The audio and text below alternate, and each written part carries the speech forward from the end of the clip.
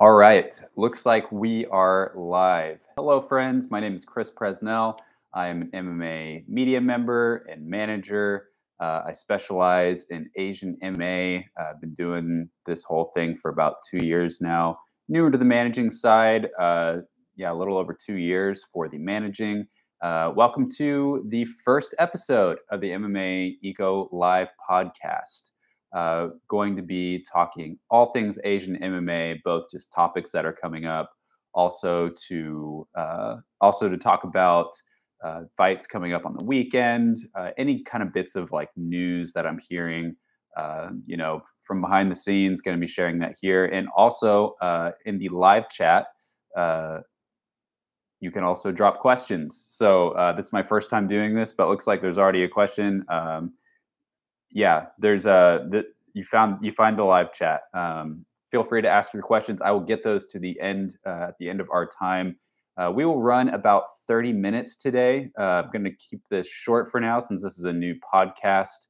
I'll talk about topics like Naiza, like One Championship, like Canggu Fight Night, UFC Combine. Also get to a lot of the names that I've been hearing for Road to UFC coming up this May, their second season. So drop your questions with about 10-15 minutes to go. At the end, I will hit those questions and we will have a good time together. So first up, I wanted to touch on this morning. We had the One Friday Fight show. It was a bigger card than usual for the Friday fight shows, especially on the MMA side. We had two fights. We had Tatsumitsu Wada, kind of a Japanese veteran, versus Ernesto Montilla Jr.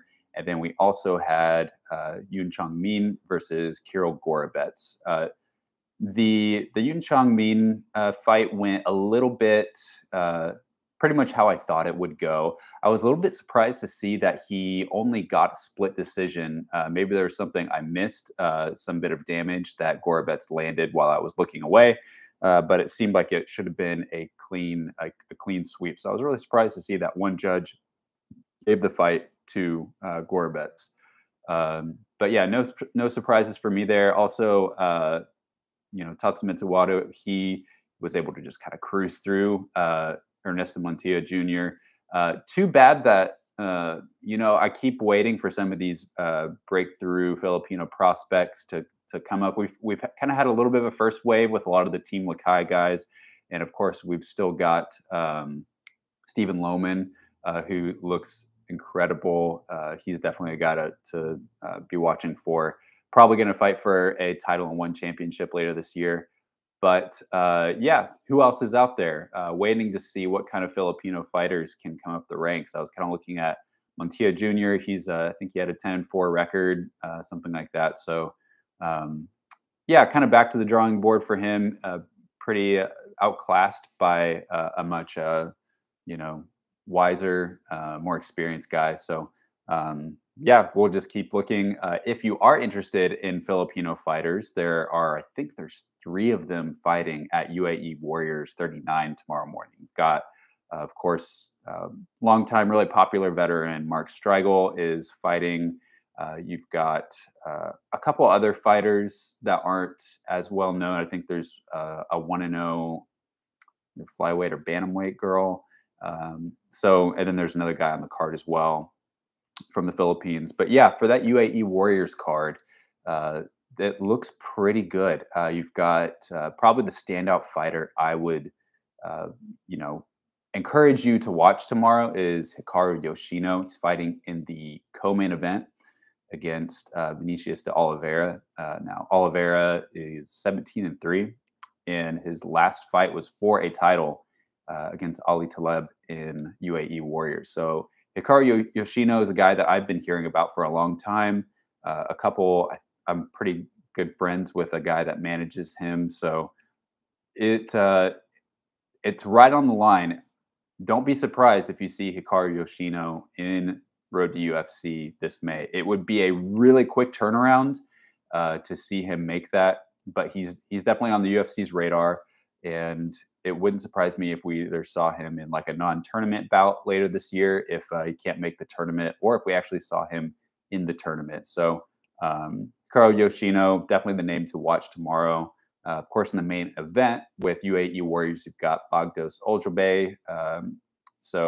And he's a Kazakh guy. So yeah, there's some good Asian talent on UAE Warriors tomorrow. There's also you may not know about this card, but in Bali, Indonesia, tomorrow morning, there is a event kind of sponsored, held, overseen by the Bali MMA gym. Uh, these series called Canggu Fight Night. They've got Muay Thai and MMA fights on it. Usually, the fights on there's a lot of amateur fights, kind of a typical regional show, pretty off the radar. I think there's no live broadcast, but they have been slowly stepping things up, adding better and better talent.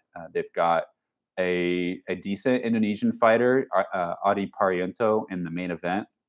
And in the co-main event, they have none other than Tapnoi Kuram, who trains in Thailand and is sorry, let me turn this off. Got a crazy Bluetooth speaker. So yeah, Tapnoi is fighting tomorrow morning, at least in the morning for me, in Indonesia.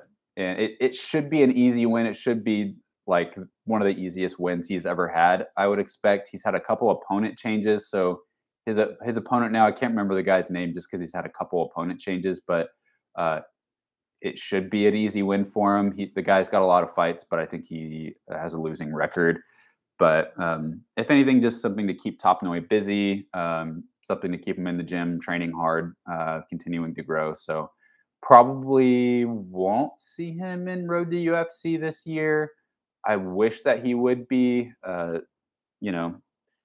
guess something could change, and I will be the first to let you guys know if Tapnoi gets into Road to UFC. But yeah, he was just so much fun last season. Both of his fights were amazing. He just brought such an incredible energy each time. So I would love to see him back in Road to UFC. Maybe even if he can just get one more win after this, UFC may even just sign him outright. Maybe, I would say probably 2 wins to get a UFC contract. But so yeah, I've got Canggu Fight Night. Another big one is Naiza FC. So they've got a show tomorrow morning. Naiza is one of those promotions, guys, I've just like really been impressed with this last year. There's a lot of promotions in Kazakhstan, like there's a lot in there right now, but Naiza, just like from their production to their matchmaking to the kinds of fighters that they pull in, I just really haven't been impressed with them. And as a manager, I almost had a couple guys on, or at least just one guy on this Naiza FC 50 show, a Chinese guy, and I'm just like really impressed with them. Just working with them behind the scenes, they're really good to work with. So Naiza's got a big event tomorrow. They've got several title fights. They've got Kim Kyo Sung, who is a Korean guy, used to fight for one championship. He's fighting a former boxer, now MMA fighter, Juman Jumabekov, Kazakh guy. That fight, I reported that fight to happen last year at a Naiza event. That was canceled due to some medical issues to Kim. It was rescheduled for Naiza FC 50. So that is tomorrow. And then you've also got some title fights. You've got Ruslan Shamilov versus Imran Taisultanov. That's for the middleweight title. You've got the flyweight title for the women. It's Veronika Borisova versus Kalola Sobirova, Russian girl versus an Uzbek girl. And then you've also got a flyweight title, men's flyweight title fight featuring Sanlang Gushi. So Sanlang Gushi is just one more of these really young guys from the Unbo Fight Gym in China. So Unbo Fight, I talked about them a lot in the past, but they're probably the most talent-rich MMA gym in China. They are in Chengdu, which is southwest China, and there's a ton of Tibetan fighters that live in Chengdu and have kind of been filtered into this gym. Tibetan guys like Rongju, Sumudarji, just to name a few. There's tons of them. Cholun is one of those guys. Huang Yela. There's so many amazing, and why they are so good, especially so good young, is because it's almost functions a little bit like an orphanage. Like those fighters start training as kids, and they yeah, by the time they're 16, 17 years old, they're fighting pro fights. By the time they're 21, 22, they've already fought like 20 times and are really good. So yeah, Son Langushi, I believe he's in his early 20s. He's like got a 14-1 record as far as I know. May have more fights out there, but he has not really fought very many good fighters. I'll say that. Not many fighters with a good record. So I think he has one loss against like a 7-0 Russian guy. So he's fighting. I forget who he's fighting. He is fighting. So he'll be fighting Diaz Jurgen Gaipov, who's another Kazakh guy. Naiza FC, I know they want to have a couple Chinese guys on each show going forward, so you'll get to see more Chinese guys. Especially perfect setup, especially for a lot of those ethnic Kazakhs that live in China. So yeah, Naiza FC bringing in more and more Chinese fighters. Son Langushi, he's the guy that I've got an eye on, mostly just because I'm really interested in the Chinese fighters wherever they compete. So look for that. So yeah, 3 title fights. You also got Nariman Abbasov on that card, who's a really popular Azeri fighter from Azerbaijan. He was on Contender Series last year, and I think he lost a decision to Ismail Bonfim, and so yeah, it was kind of a disappointing performance for him. It's his first fight since then. He was supposed to fight Fadil Rafikov, another Kazakh guy, but I think he's fighting another guy now. But he's on the card as well. What else we got going this weekend? Oh, we've got One Pride MMA has a live show tomorrow. So One Pride MMA, by and large, the largest Indonesian promotion, they usually have one show per month, and then every other weekend they'll air some of the fights from that live show as though it was a live event. So it's honestly a pretty good business strategy. It's pretty efficient. They have 18 fights in one day, and then they just air 4 fights every weekend. So and then usually the top fights, the title fights, are the ones that they air live. So that's coming up this tomorrow on Saturday. You've got a couple, I think 3 title fights. There's an interim welterweight title fight. There is a flyweight title fight with Steve Suwardi. So I posted a feature on him yesterday on my Instagram account. He's a really cool character. He's really popular. One of the most popular Indonesian fighters. He is 38 years old. He used to have the flyweight title with One Pride MMA, and he lost it. And then he came back last summer, fought Jeremiah Sirigar, who fought on Road to UFC, and submitted him with a 3rd round Americana. So he's once again the flyweight champion at 38 years old. Just kind of a cool story. He is fighting, I think, Agus Setia. Got a lot of these names memorized, but it's a lot of names to memorize, as you can imagine. Yeah, he is fighting Agus Setiabudi, who is a 6-1 flyweight. He's probably the guy that I've got my eye on most in terms of prospects. But you've also got the bantamweight title is on the line, and defending that is another Road to UFC guy, Gugun Guzman. So he fought last year in Road to UFC, didn't win, came back, reclaimed the title with One Pride. So yeah, he is also fighting. He's fighting Jakob Chris Negruo. And then for the interim welterweight title, you've got Sandeep Pramana versus Rudy Ganawan. So those 2 guys fighting for the interim title because the reigning One Pride welterweight champion, whose name is Windris Patalima, he is in San Diego training for Road to UFC. So he's one of the names that's been confirmed. He's like an 8-0 Indonesian welterweight. I think he's pretty good. Sometimes you don't always know how good someone is until they fight some international competition, some guys with some good records. So, but I think he is pretty good. I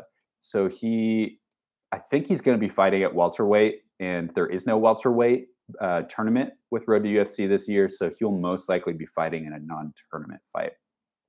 So yeah, basically that is what is going on this weekend in the news. And then real quick, I will touch real quick on the Shanghai Combine. Oh, a few other things I forgot to mention. Tomorrow night, in here in the U.S. and California, kind of a fun fight that involves Asian MMA. I didn't even know this was happening until like 2 days ago. Teruto Ishihara, a former UFC fighter, Japanese guy, he's fighting tomorrow night in Uriah Faber's in his promotion, A1 Combat. So yeah, Ishihara, he's been living in the States. I think he's been training at Alpha Male most of the time he's been in the States. But yeah, he's fighting Willie Gates, another UFC veteran, at Uriah Faber's A1 Combat. So that's on UFC Fight Pass. And then on late at night, tomorrow night, you've got Shudo. So that is going down from Japan. A couple names on that Shudo card that will interest you all. Two Road to UFC guys. You've got Keisuke Sasu and Shohei Nose. Nose was a semifinalist in Road to UFC last year. Sasu lost in the opening round. Then they brought him back for a non-tournament fight where he fought Balajin, and he won a pretty solid decision over Balajin. Balajin also kind of looked like crap in that fight, cut too much weight. So, yeah. But Sasu, definitely a guy to look for. I would think he'll probably get a UFC contract if he wins this, considering he won his Road to UFC fight. The non-tournament fight. So, but the prospect that I'm looking at on this Shudo card is Chen Ryu, or his real name is Ryuya Iwamoto. He's a 6-0 featherweight, 21 years old. He looks pretty good. He's just another one of these like Japanese like guys that are really young, undefeated, looks really good. So he's the guy I'm going to be watching for. Haven't decided if I'm going to watch that live. That's a pay-per-view event. Those always come on at like 1:30 a.m. my time, so they're like the hardest events to watch, and then I have to pay for them. But he's fighting Yamato Hamamatsu. Kind of weird matchmaking, if you ask me. Fighting a guy with a losing record, but you know, Japan MMA, not totally uncommon. So, the UFC Combine has been going on like today and yesterday. That is in Shanghai. But basically what they do is they bring in a bunch of Chinese prospects and then they run them through a bunch of tests, both like skills tests. They'll kind of do some like real light sparring or like wrestling sparring, and then also do a lot of physical evaluations. The top fighters, they will bring them into the UFC Shanghai program. Basically for a year, it means that they can train there for free. They get their food covered, a lot of training expenses covered, and then they get to train at the PI. And then they're kind of like in the system. So there was a lot of fighters in Shanghai for that. A lot of people that have been there before, guys like Cho Lun were there, Yi Jia was there, Huang Yele, Aili Muratbek was there, Xie Bin, Yan Qihui, Dong Huaxiang. Dong Huaxiang has been out for a while for some medical stuff, but she is back. She is pretty much all the way healed, and you guys can look to see Dong Huaxiang come back probably this summer. So yeah, I've been talking to her, so she is coming back hopefully soon. Another guy, he's not Chinese, but he lives in China, has for a while, is Aziz Kadarov. Aziz Kadarov. He's a Tajik guy, trains out of China Top Team, and he is fighting in JCK right now. But he's pretty good. He's got nearly 20 fights. Pretty young guy, but he is definitely someone who is on the UFC's radar. He could be en road to UFC this year. I have talked to some like his coaches. He could be en road to UFC. They're trying to get him in.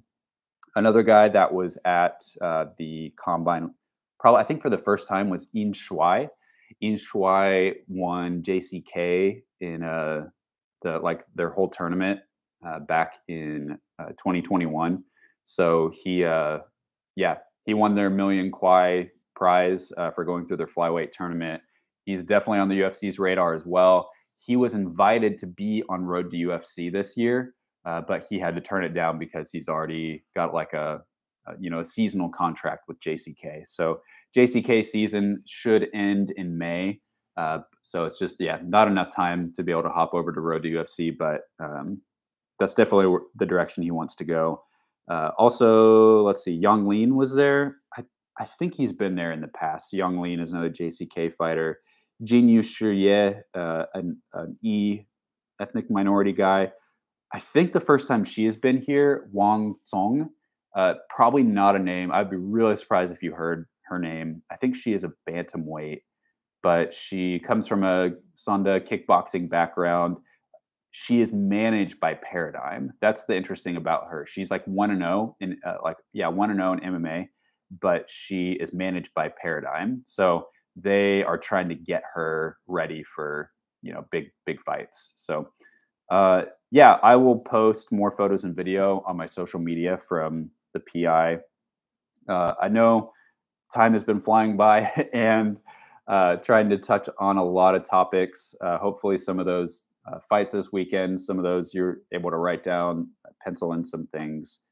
But let's get to Road to UFC. So at this point, I think they have reached out to pretty much everyone they want to in this. They want to have a women's flyweight tournament, and that just is so weird to me. I don't know why they would not do women's strawweight, because there are so few women's flyweights in Asia and bantamweights in Asia. They're pretty much all at atom weight and strawweight. So yeah, not really sure what we're doing there, what the thinking is, if there was like one or two kind of key fighters that they wanted. Thinking about like Rin Nakai maybe, but man, I would just bring Rin Nakai back into the UFC. Don't make her go, like, I just feel like she's overqualified for Road to UFC. So I don't know if that was part of it or not. But they're working on that. I think the deadline is March 20th. And I've like actually been trying to find women to sign under my management company for Road to UFC. And there's just not many out there. Like, I don't know.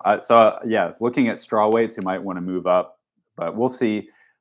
If I could see them not going forward with the women's flyweight tournament and just instead yeah, doing some non-tournament fights, because I know they're going to do those again this year. That seems like a much better way to go if they're not going to do a strawweight tournament. But okay, so getting on to the names. A couple of these names, I'm pretty sure I know. I've heard the fights that are coming with these, but I need to do a little bit more checking with both sides to confirm things before I just start throwing it out there that these people are fighting each other. Most of the fighters I've talked to in the last couple of days, actually all of them, have told me they don't know opponents yet. So I think they're kind of waiting to like finalize the roster come May 20th, and then they'll start finalizing the fights. But some bout agreements have been sent out. So here we go. At flyweight, of course, we already knew about Billy Pasalutan, Indonesian guy. Another guy from China is Jin Yu Shiye.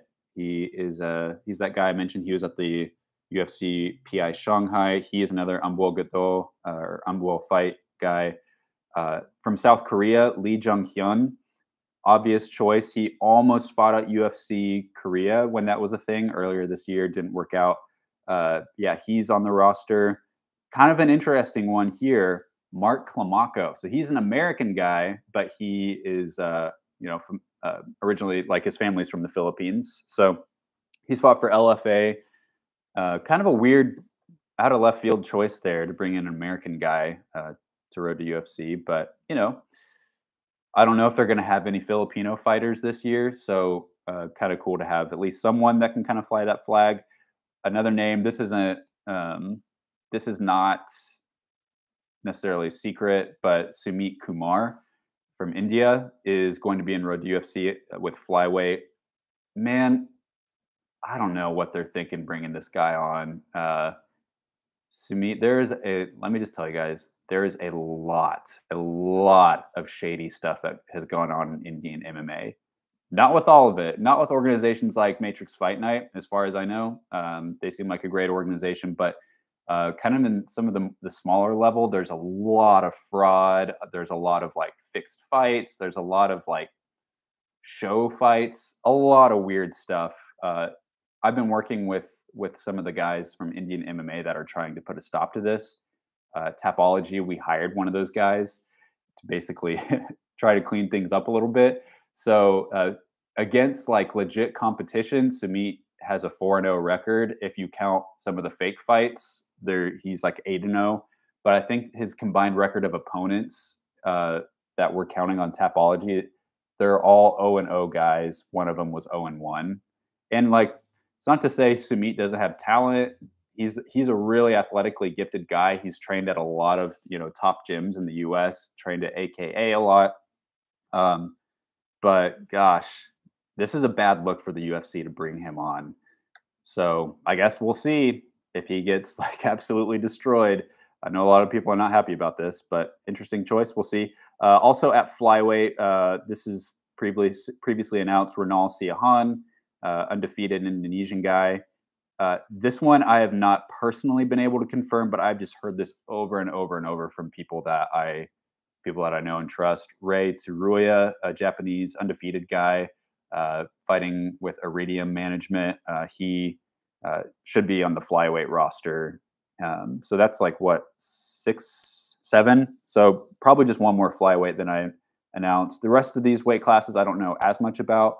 Bantamweight, you've got Daramisi Jawapasi, a really good undefeated Chinese bantamweight. He was at the PI this week too for the combine. He is a Kazakh guy, I believe, but he's really good. He should do well in the tournament. Xiao Long, who was supposed to be at bantamweight last year, he is back, Contender Series alum. A guy that probably the newest guy that I've heard about is Lee Chong Ho. He's a South Korean bantamweight. He is pretty good. He's like 28, I think, undefeated. But yeah, will be at bantamweight. Featherweight, the only guy that I have heard of for featherweight so far is an Indonesian guy who we all know about, Ephraim Ginting. He's one of my top prospects for Indonesia. Lightweight, of course, we have Reza Arianto, Indonesian guy, and then 2 Chinese guys that I've heard about and have been able to confirm are Batebol Batabalati. He is a ethnic Kyrgyz Chinese guy. He has fought for LFA once this last year. He trains at a China top team. He is in also another guy that was supposed to be in it last year but had to pull out for visa stuff, Ali Muratbek. He is in at lightweight. And then, of course, Windris Patalima. I think most likely he'll be a non-tournament guy, but unless he decides to drop down to lightweight. There are probably 5 or 6 other names that I've heard about that I have not been able to personally confirm, or these fighters that I've talked to have kind of been like, maybe, I hope so. So I will hold off on announcing them. I think there's 6 more guys that I know about. But so we'll see on those. I'll let you know if I hear about those. So, and then I will repost that list on my social medias later this evening. So let's get to some of these questions.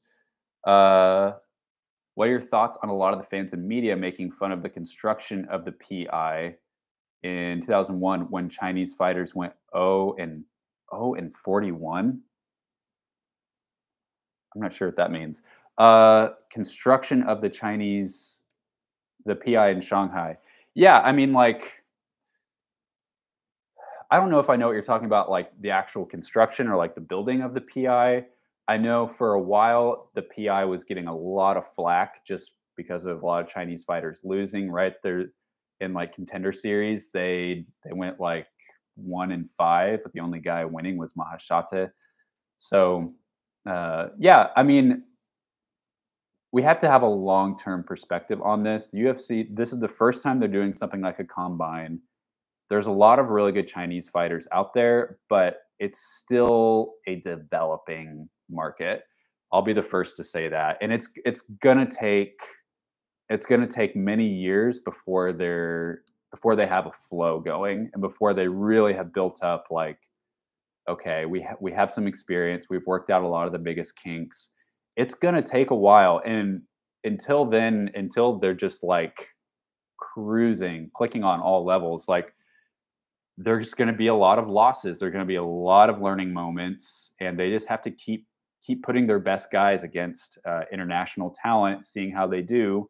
Eventually, it'll get there. If you remember, like I watched the Ultimate Fighter China season in 2014, and it was like it was a train wreck.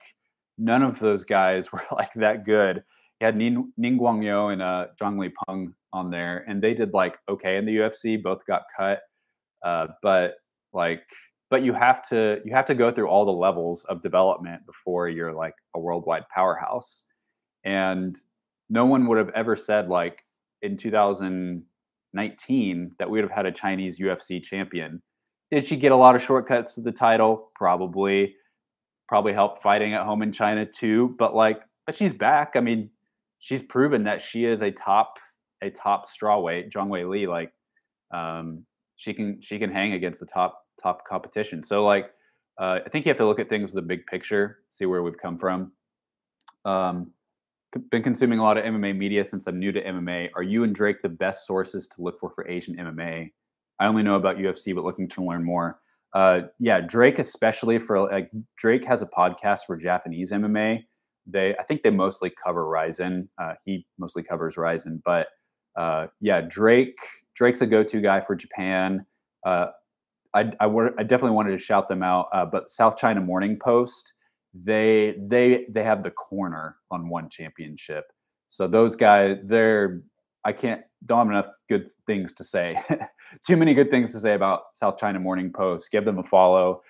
They're a bunch of professionals. They also give a lot of inside scoops. So they are definitely worth your time. They do podcasts. In fact, I've been on some of their live fight companions for One Championship.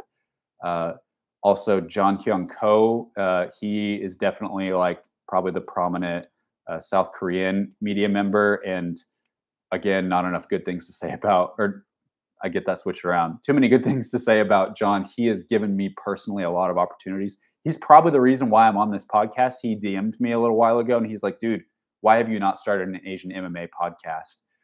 So yeah, he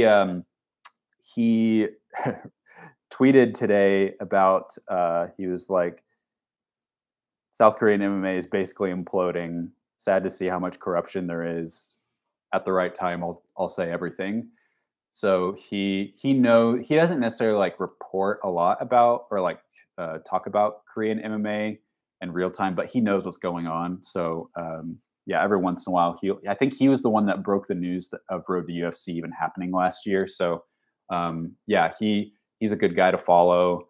And then there's a lot of like good like Kazakh, Kyrgyz MMA accounts on Instagram that every once in a while just like float in fights out there that I'm just like, whoa, okay.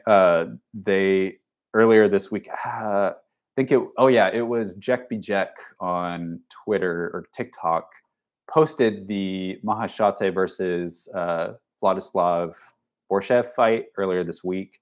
Of course, then I talked to both fighters. They told me it was happening on May 20th, not May 6th, like they had reported. But every once in a while, there's some good accounts out there. Who's the best wrestler coming out of the UFC PI Shanghai? Why is it so hard for the Chinese talent to win in the UFC? Yeah, kind of touched on that earlier. I think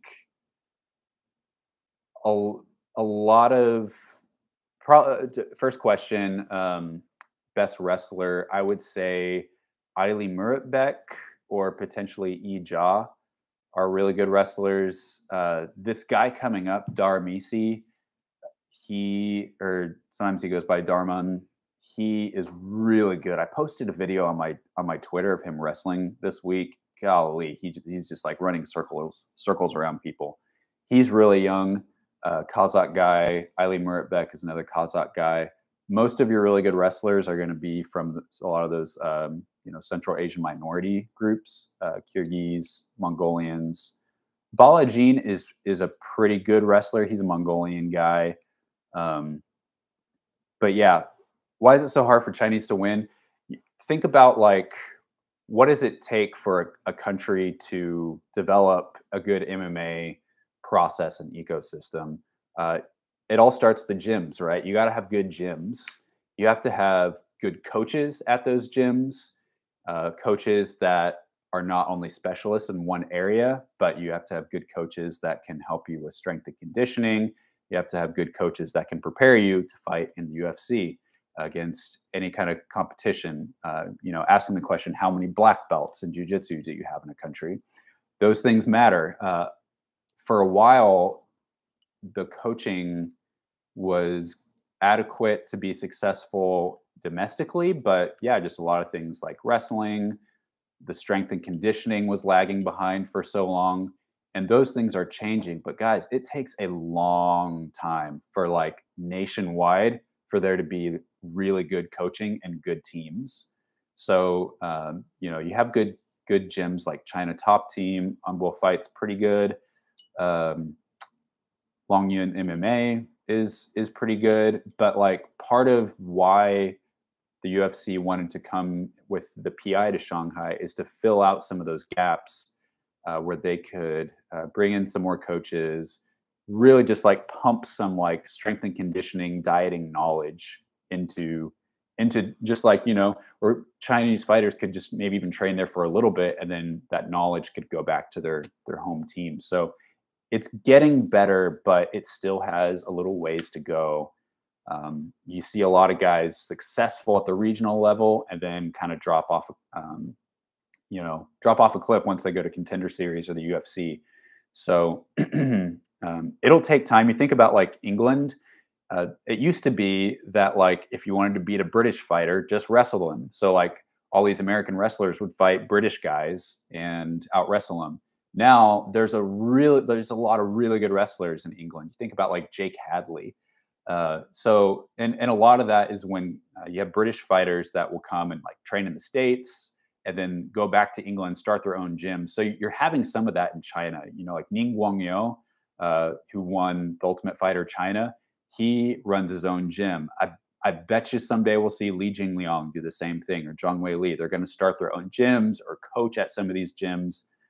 You're also seeing a lot of Chinese fighters now have been going to Thailand to train, or places like Team Alpha Male or Killcliff FC. Some went to Fight Ready last year. So like the more that happens, the more, and those guys go back to China, they share what they know. You're going to see guys coming up from the regional level that are just like killing it on the regional scene. And then they'll be ready for the UFC when that time comes. So it all comes back to the coaching. How can we develop gyms that prepare people for the elite level? A big thing that actually I'm trying to like personally step into is the management.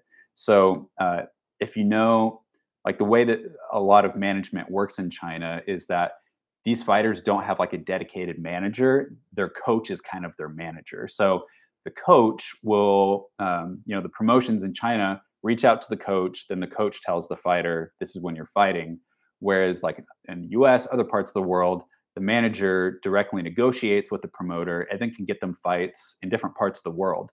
Chinese fighters have a really big problem getting fights outside of China right now. And if they can fight outside of China, then they can fight a lot of different looks. They can fight in Kazakhstan and fight some really good wrestlers, and that's going to improve the quality of Chinese MMA. So I think, but these coaches, they're not professional managers. There's a language barrier a lot of time. They don't have the connections to some of these other promotions around the world. So that's something that it's changing. It's getting better, but it's going to take several more years for it to just like resemble anything close to like what the US looks like. So it'll get there. Hey, this one's for WMMA boys. Chris, would you ever collab with Drake in any other capacity, as the boys love both of you guys? Absolutely. Drake and I, a lot of times we've been on the South China Morning Post One Championship podcast together. I just moved to, it's cool because like Drake and I actually live in the same city. We both live in Portland. So yeah, we'll see. Definitely, I could see it happen. I just moved here less than a year ago, so I'm sure you can see something from us going forward. First time commenter,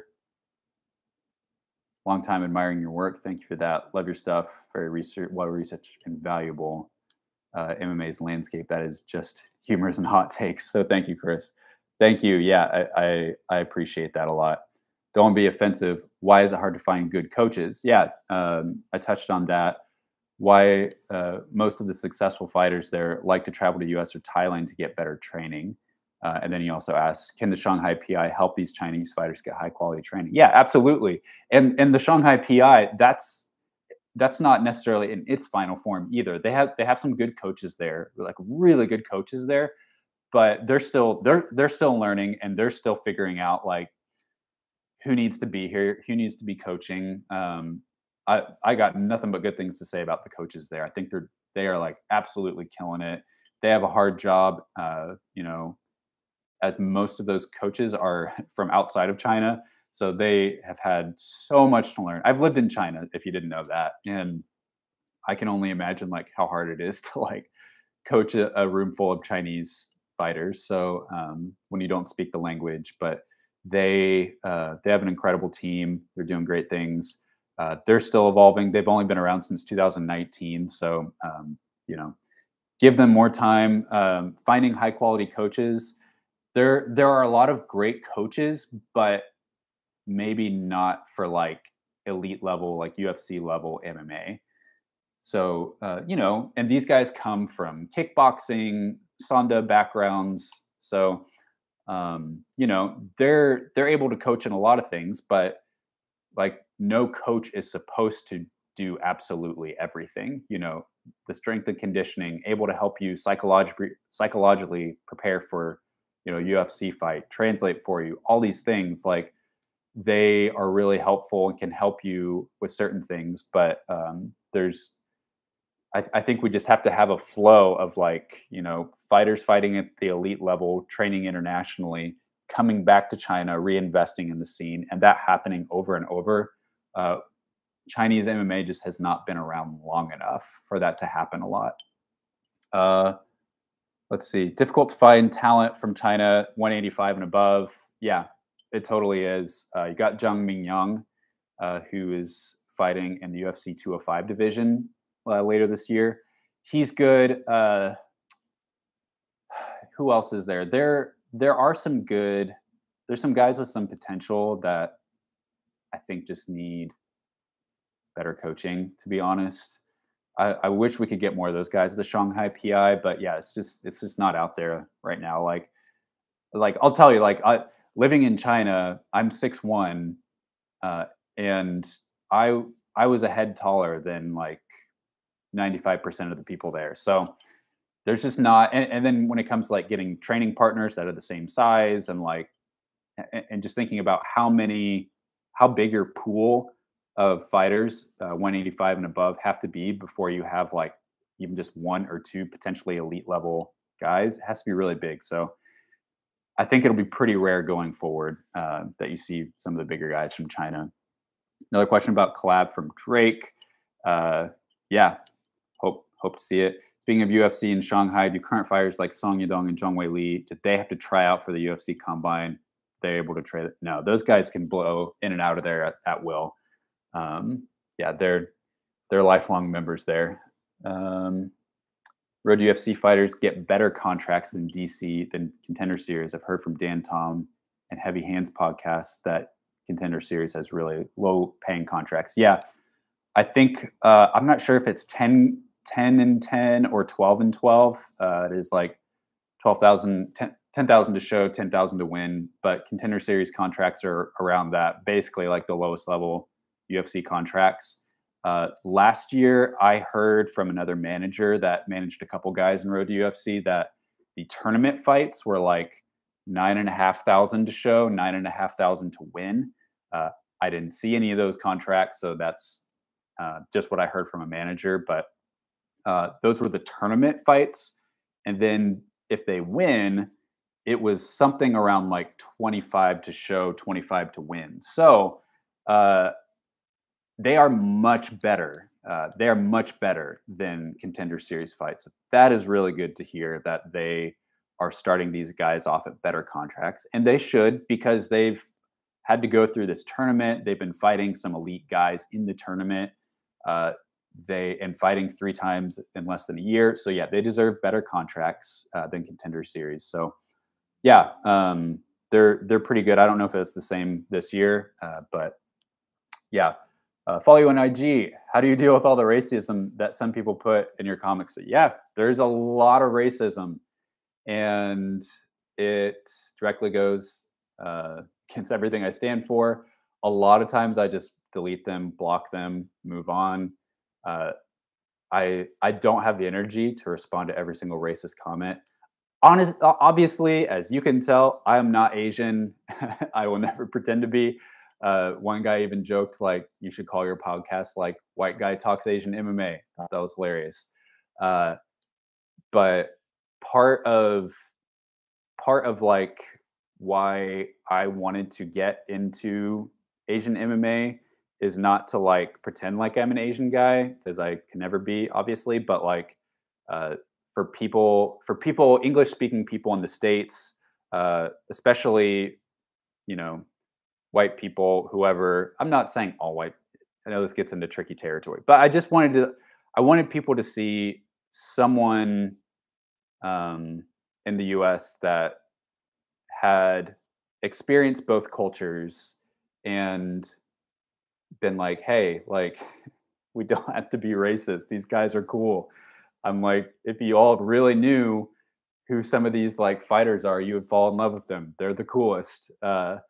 And be able to lend some of my experience as a white English speaking American guy going to China on several occasions and just be able to give some of my experience of like what that was like and um, hopefully be able to leverage some of my relationships in the US with some relationships in China and give a platform for Asian MMA fighters.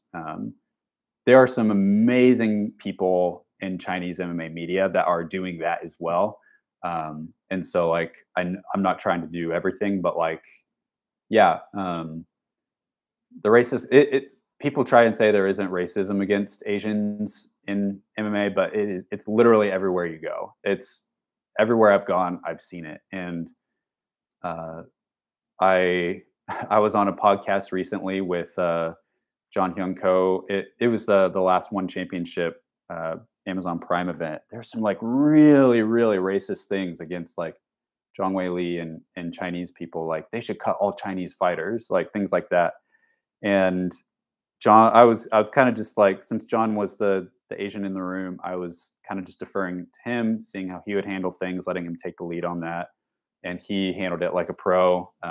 Just kind of didn't take it too personally, which I was shocked at because some of the things people were saying were really terrible. But yeah, I hope that I can show people that there is more to Asian culture than politics and politicians, and that yeah, there's normal people. Anyways, too much on that probably. What okay, I was asking what you thought of people making fun of them for clarity. I mean, if it crosses a line to like, you know, I think people have a right to like say like, oh yeah, I noticed all these Chinese fighters are losing. Why is that? It's fine to ask those questions. I don't mind that. I think if it blends into like um I don't know. I If a fighter goes into the UFC and loses, like they lost. Like at that point I was just kind of like, yeah, we've got some work to do. Like we we saw some really valuable things, like with the Contender Series thing. 5 of the 6 fighters that fought in Contender Series, they lost, and I think the lesson from that was like, and then also, yeah, I remember like UFC, that pay per view in Jacksonville that they did with like Zhang Wei Li versus Rose.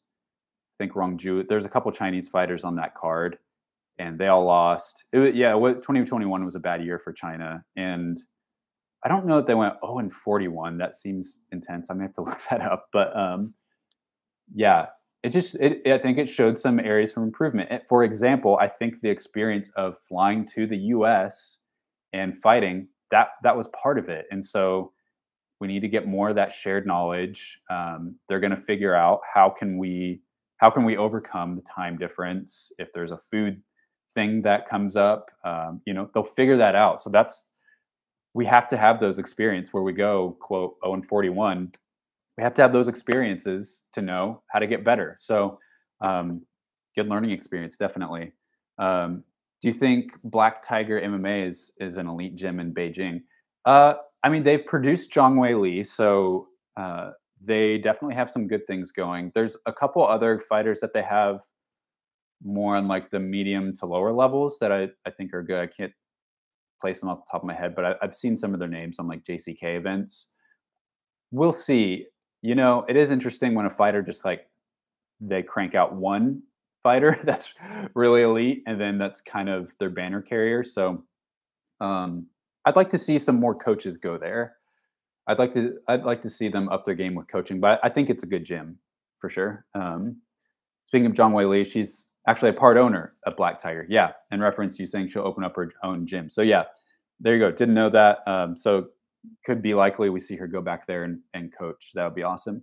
What do you think about what Hyun Ko said about the Korean MMA scene? Yeah, I don't know nearly as much as he does. He's the expert on that. But what I have heard about the Korean MMA scene, it is changing a lot. I have heard so many people the last 3-4 months tell me like you're going to see some pretty big changes in Korean MMA in 2023, and I don't. I have to be careful not to speculate about things that I don't know. But yeah, there is some funky stuff. I think I just know the tip of the iceberg. But yeah, I just hear about like so many politics going on, especially in some of the older promotions there. So I don't know much of if that is extending to places like Black Combat. Black Combat is one of the newest promotions in Korea, doing everything differently. A lot of young, guys leading that, whereas opposed there's a lot of older guys leading some of the more legacy promotions like Road. So I probably cannot speak to with very much articulation on what is going on there, but I mean, you look at Road, they are massively changing this year. They used to be like the top promotion in Korean MMA, and now they're switching to this like seasonal tournament format. They've lost a lot of fighters. They still have some really good fighters, but overall the quality of their overall roster, I would say, has dropped quite a bit. So yeah, I would say stay dialed into John Hyung for that. Question about age discrepancies. Heard Seong Dong is actually younger than his listed age, as is Zhang Wei Li. Okay, so yeah, interesting thing.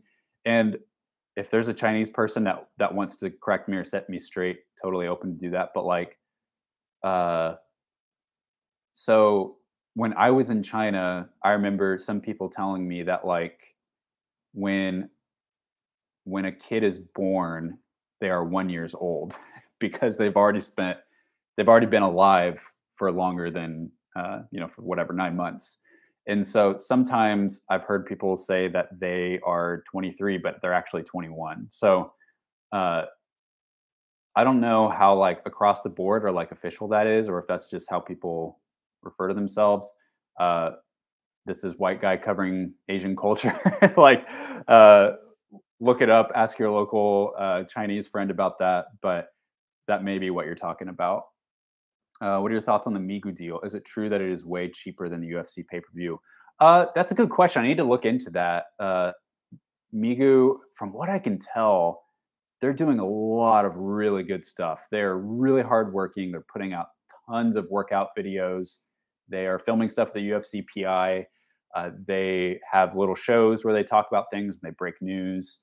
So I think it's a pretty good deal. I want to look into that more. Of course, I don't know anything about the financials of the deal. But yeah, I think they've done a pretty good job to teach people about MMA in China, and yeah, seems like they're doing well. I need to learn more about like what it's actually like to watch it, or just talk to some Chinese friends what it's like to watch it there. Uh, Thank you for that. Oh, that's very nice. Thank you, Crendus. You're a very cool person doing work with Asian MMA and Chinese MMA. Doesn't have to be politics, about the peoples and stories. Exactly. I try to stay clear of the politics. Like I think that's the difference between just like reading the news and actually going to a country. It's like when you go to a country, yes, politics are they affect everything around you, but like the people that you interact with are not politicians, and that people have political opinions, but like some of my best friends in the whole world I made in China, and we never really talked about politics. We'd sometimes go there, but most of the time we were just kicking it and, hanging out, eating food, watching movies, doing all the same things that you do in the US. And so I think what I want people to see is just more of to be able to remove that political side and just focus on the athletes, who they are, their home culture, and you know why they're so cool. So okay, yeah, Olivia, when you to add on to Zhang Wei Li coaching, I saw on Douyin she's teaching wrestling at Black Tiger and teaching what she has learned the past 2 years. So yeah, with that being said, I'm sure Black Tiger is going to be a powerhouse. Eventually, they'll keep building it, and it'll get good. Olivia also says, "I'll pay 275 US for Migu." Um, I have Migu, but the thing is that for a lot of Chinese apps using them in the US, they're regionally blocked. So either you can't download them in the US unless you do some trickery, or like if I try to watch like a live stream on Migu, it'll say like you've been blocked because of your region, so you can't watch it. So I have the Migu app, but yeah, I'm on other Chinese social media too, just to kind of keep tabs on things. But I recently downloaded Douyin on my phone. I finally figured out how to like temporarily switch my like region on my iTunes store to China, download it, and then oh man, it's been like so amazing being able to like see all these videos that I never have, even like Chinese fight videos. So yeah. Oh, you said, do you need a translator? I'm good friends with a person who runs the Xiaopeng fan MMA page, and she's fluent in Mandarin. Yeah, eventually I will probably get into that. My Chinese is probably at an intermediate level right now, so I can chat with people over social media. I have no problem with that. But eventually, my hope is to be fluent, and then even on like the management side, we have a girl in our company that I work with that works directly with the fighters too. So if I were to like interview a Chinese fighter that didn't speak any English, then I would probably bring her on, and she would do some of the live translation. So yeah, and yes, I'm aware who the Xiaopeng fan page, and I'm on that fan club, and haven't really like thrown in much with it, but I read everything that goes through there. So yeah, and I'm on Weibo as well. Really only post like my posters for big UFC fight announcements. I think my name on Weibo is MMA Eco. Let me see what it is. MMA Eco. Yeah. So thanks so much for your awesome questions. I really enjoyed that. I obviously went twice as long as I originally planned. But the good news is that we'll be back every week, and we can keep chatting. I'll keep throwing what I hear through the grapevine, things that I feel like I can share. Every once in a while, I will be breaking news on here, fights, all that good stuff. But otherwise, you can find me MMA ecosystem on all like Western social media platforms: Twitter, YouTube, of course, Instagram, all that good stuff. I will. I'm also on Chinese social media, but not as active there. But yeah, thanks so much. I can't express how much I appreciate you guys making time out of your day to watch this live. For those that are watching it later, thank you so much for hopping in as well. Subscribe to the channel. We're just getting started, guys.